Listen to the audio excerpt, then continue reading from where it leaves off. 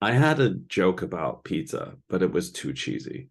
My name is Victor Ashley with Skyline Properties. I'm a real estate agent out of Seattle, Washington. You could reach me directly at 425-559-4590. Please like, subscribe, follow. And if this doesn't work for you, it might work for somebody else, but you can also share it.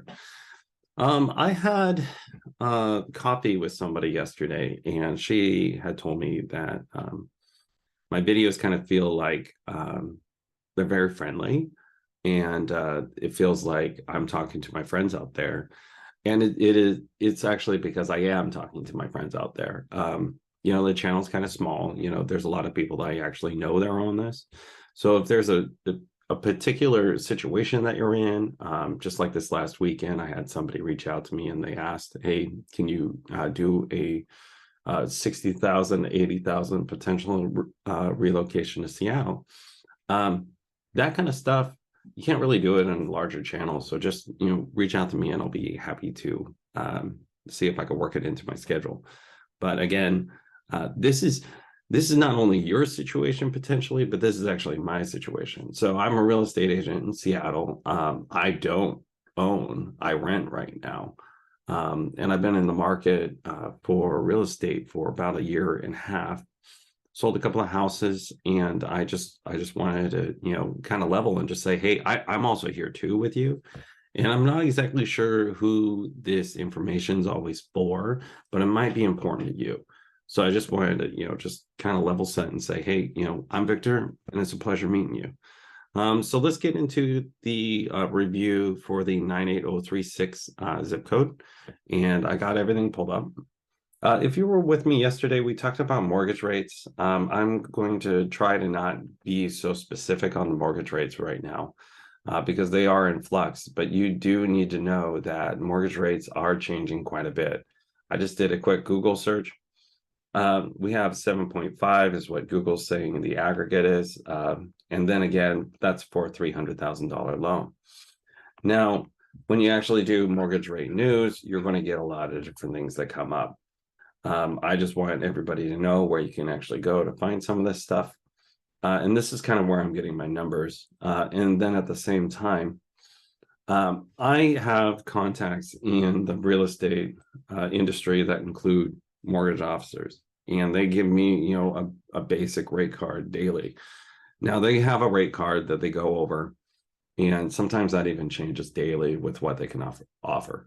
Now there's little bits of markup in there sometimes. There's also, some wiggle room that happens, but I don't want to reveal the veil, pull the veil back too much, but they're working in their parameters. But at the same time, you have to know what the average rate is out there right now. The average rate, like I've been saying, is already in the sevens. Now, if you look at some of the news, though, they're reporting it's the average rate is 6.6 or 6.5 and it's not. Those are for people that have like exceptional credit and they're bringing more than 20% down, and then at the same time those are backwards looking indicators. So those are loans that were already written, okay? Because just the Fannie Mae report that came out yesterday, they were reporting numbers from over a week and a half ago. So keep that in mind. I'm trying to give you the ones that are the most up to date, so you have an idea of what you're actually looking at. So let's look at the zip code of 98036. So you might not be able to see this, but I'll do my best to show it.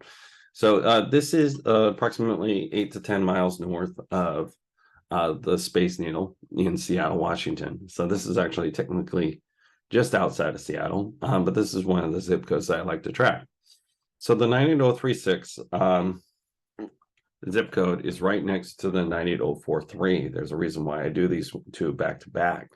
So 98043, if you could see the little box I'm making, is right in this area, okay? And then the 98036 kind of covers it up. But in this zip code, the average capita of what people actually make in this area, according to the Census Bureau, is $85,000 a month, $85,000 a year. There's a little over 15,000 households in this area, according to, again, the Census Bureau in 2021. Now, it's really hard to get census information that's 100% accurate, but this gives us a good idea.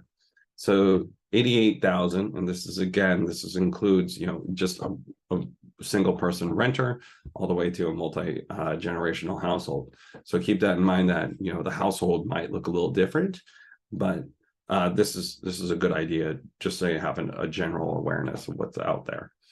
So 88,000, and then if we put that into a mortgage calculator, and more than likely they're going to use some sort of FHA, okay, and then the interest rates are going to be a little lower on FHA or VA. So as you could tell, Google just changed it. But an FHA 30-year, and more than likely you're only going to bring about $25,000, and that's because an FHA you only need 3.5%, and typically people only bring about 3.5 to 10% in an FHA. So I just wanted to give you a general idea. So this would put you over your purchase price, and your purchase budget would be right underneath $300,000. Okay. So now that we know the average person, what's out there, let's actually get into what we have for the market average of everything that's available. So as you can tell, even though I did a quick rundown on this already, I don't have anything in that range. So let's see what what's actually available on the market, and let's actually get it through that. So you might not be able to see this because I'm still trying to figure out why my face keeps on covering up some of these. But the stereotypical aggregate house in this zip code. So, and that's of me taking everything that's available below $1 million. And I put it into an aggregator, and it comes up with $775,000 house that's been on the market for 51 days, 3 beds, 2.25 bath, and just about 1,750 square feet. It's been on the market again for 51 days. And just to give you an idea, that's about 4 days before Valentine's Day, just so you have an idea of where we sit on that. That's the average date and everything. So keep that in mind. So the 51st, I think that date's wrong, but I'm not exactly sure why. But 51 days, 375. So let's go into our calculator again and try to figure out exactly how much you're going to need to bring to the table to get to that purchase price. Now, the reason why I'm doing this, and I started doing this a couple of, actually 2 weeks ago, I did one of these, and I got some people that hit me up and they said, hey, thank you for doing that. I didn't know exactly how to figure out how I can afford the house in the area. So this is the reason why I do it. This is also a general education. So, okay, so just using the approximate here, let's just bring that to 250. But we just nailed our number, okay? So if we have a household income roughly of $230,000, that's, could be multiple people in the household, at least $60,000 down, credit score between 700 and 719. And then the interest rate just aggregated again for 7.8. You're going to hit your purchase price, and then that's your purchase budget of 775. Now, this might be on the high end for you. This might not. Let's look at what your monthly mortgage payment would actually look like at that, though. And I just go, I take the mortgage amount right here, and I put it over here into the monthly payment. And that would make your monthly payment approximately $51.50 a month. And that only includes the payment and the interest. It doesn't include taxes, insurance, HOA, or any kind of special assessments. So I want you to just be aware in the mortgage, if you get quoted a mortgage, you got to make sure that it includes what they call PITI. So payment, interest, taxes, and insurance. That's PITI. Okay, this is only using the P and the I, so the payment and the insurance. Okay, so let's get into it because I actually want to make these a little bit shorter. But when I do the average, again, for this area, I come up with $466 per square foot. Now, if you watched yesterday's video, there was 2 that kind of threw us off. And when we removed the 2, That brought us to about 490. Now, again, I'm only leaving those two in there from yesterday because it's a good idea to actually know exactly where the market average is, but those two were anomalies. Then we had another one that came in yesterday, and it was over 40% off in the market. Now, I haven't done a detailed one on that one yet. I'm thinking about doing a detailed one, but at the same time, that was an anomaly. It was 56% off of the market. So you want to be aware of some of the things that are out there. And this is the reason why we do the average for the area. Now, a true comp doesn't go by zip code. They go by about a mile and a half, and the most recent sales and listings around that area. But this is a good idea, just so you have a general idea of what is currently on the market right now. So currently on the market, under $1 million is $466 a square foot. So let's take a look at number 3. Just came on the market today, and it's $433 a square foot. So we see right here, this one is already roughly 8% below the market. Now, I went into it yesterday, but what we're seeing right now is the current inventory is being undercut by about 5, 10, sometimes 15%. So I don't want to get too in particular about that, but I'll do that on the wrap up.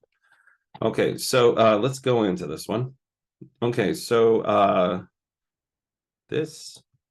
number 3, not number 8. Sorry, that's why. I saw that one before, so I was a little concerned here. So this one came on today, 4 beds, 2 3/4 bath. So that means it's 2 full baths, and then a bathroom that only has a stand-up shower and not a tub. 1,500 square feet, only today on the market, $665,000. Now, again, as we were going through our payment calculator, now you know actually how to figure out what your payment approximately will be, okay? But here we go. So it's been on the market only for today. It's $432 a square foot.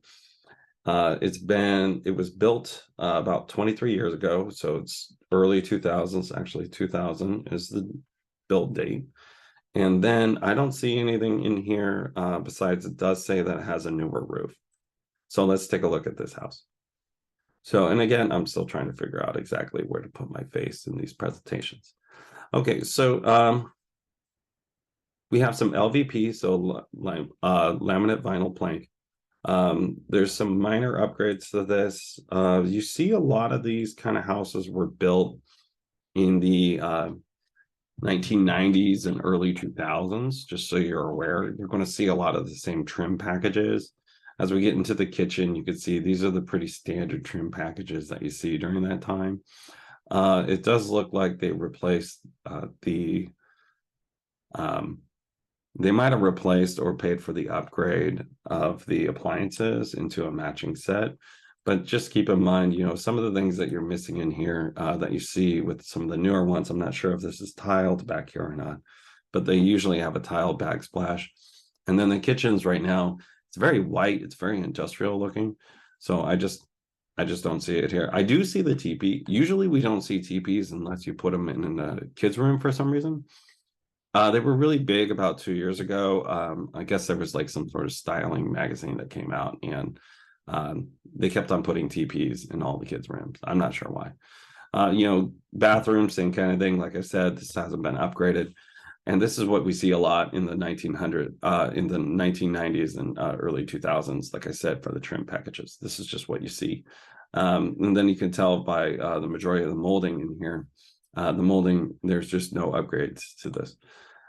This bathroom looks like it's had a minor facelift, so it looks pretty good. But this is more than likely the bathroom that is used by guests or entertaining. So yeah, just a moderately pretty decent looking house, but at the same time, what we found is it's undercutting the market by about 5 to 8%, just so you're aware. Let's look at one that it is competing with. Okay, so it is competing with, let's use this one. Okay, number 1. So it's competing with number 1. Okay, number 1 here. This is only in numerical order. This is not in ranking. Okay, number one, 3 beds, 2 bath, 1,350 square feet, so just a little bit smaller. 100 days on market and $515,000. So I believe this one was a cash lot. So this is not a true competition. So I'm only going to click through it really quickly. But this is a mobile home that needs to be removed from the property. So I don't want to get too deep into this one, but I thought that I filtered this one out earlier, so I apologize. Okay, so let's get out of that one and let's go look at number 4. Okay, number 4, new construction. We're not going to get into this one too crazy, but there's a lot of new construction that's coming onto the market. I keep on talking about this. So everywhere I drive, there's all these new construction zones that are getting built. And the thing is too, they're being built on yesterday's money. Okay, so most of the time they finance these things to get them built, and they're in a different interest rate environment than the general public. They're borrowing money in a construction loan that's getting paid out in usually it's getting paid out in some sort of like milestone way to do it. But at the same time, there's builders right now that are running out of money. So this is something to pay attention to. Now, I'm not an economist. I don't know everything about this, but I just know the general area. You have to be aware of this kind of thing. One of the builders, it's a national builder. Just last quarter, they reported that they have lost, that they had 68% of their individual contracts to buy were canceled. Okay, so that was over 2/3 of the houses that they were contracted, that they were currently building, were canceled for whatever reason. Now, just this morning, I heard another report on CNBC, and they said, hey, guess what? That builder, it's up 8%. Great, it's up 8% on their stock ticker right now. And I'm not going to give you the particular builder right now, but they just had 68% of their houses were canceled. So keep that in mind. It's stuff to kind of know, and you don't really notice that stuff unless you're like tracking this stuff like me. Okay, and let's just do our final one real quick. Again, let's do number 2. Actually, no, let's do number 9. Okay. And again, I like to thank everybody halfway through these, because I know that these are long videos, and I just really appreciate working with you guys. Like I said earlier, I'm giving these as if I was giving them to my friends, because the majority of the time, these are my friends that are actually watching these. So I just really appreciate it. The channel is growing. We're at 56 subscribers. And, I think that this is something that's really working for me. But at the same time, I'm not exactly sure who this really pertains to, but it might be you. And this is the reason why you're watching this. So I hope that this answers some of the questions that you might be having. I try to cover a lot of things. So, and if there's something in particular you want covered, just please just reply in the comments, or just my number's in there, 425-559-4590. Feel free to text me. And I'll see if I can answer your question, and I'll make a video for you. Okay, so last one. This one's close to $1 million, and we usually don't review the $1 million because of the buyer curve, like I've been talking about. But this one's been on the market for over 6 months. 188 days, 3 beds, 2.5 bath, 2,100 square feet. More than likely, they have a bonus room. Okay, so they also have more than likely have a bonus room in this. Nothing too crazy on this, no HOAs I could tell, but let's get in and take a look at it. So this is the outside of the house. It looks like they might have just taken these photos with cell phones. Let me see, we have an upper and a lower area with a garage and a basketball court on the back, and a swing set. Okay, we don't have a lot of pictures on the inside yet, so I'm getting a little concerned. Okay, inside, yeah, this is the basement area. Looks like they changed it into a bar entertaining zone. Not a little bad little cave. Upstairs, it looks like everything's staged with their personal items. Now, I have a video about staging. I'm going to put it in the card right here. And hopefully that popped up because I am, doing my own editing. So like I said, this is all personal staging, and I don't want to get into it too much because, obviously, this is somebody's house. But the main thing that I'm seeing with this one is this one came on for 459. This one is currently $459 a square foot. And it originally came on, let's look at the history. It originally came on for exactly this price, and they have not changed their price at all for 6 months. So this is interesting. They haven't changed their price for 6 months. This has expired 2 times. Okay, so 2 times another agent like me has picked this up and listed this, and it expired, and they still won't change the price. This is some of the stuff that we're going to run into because they are competing with the market. They're competing with the brand new houses that are coming onto market there's nothing wrong with them, or there's very little wrong with them, any kind of upgrades. So when we get into the actual, what's available out there, and you're sitting there and you're like, I want to buy something that's about this size, but I don't want to buy any kind of fixer upper. I want something a little more turnkey. More than likely, you're not going to go with this house.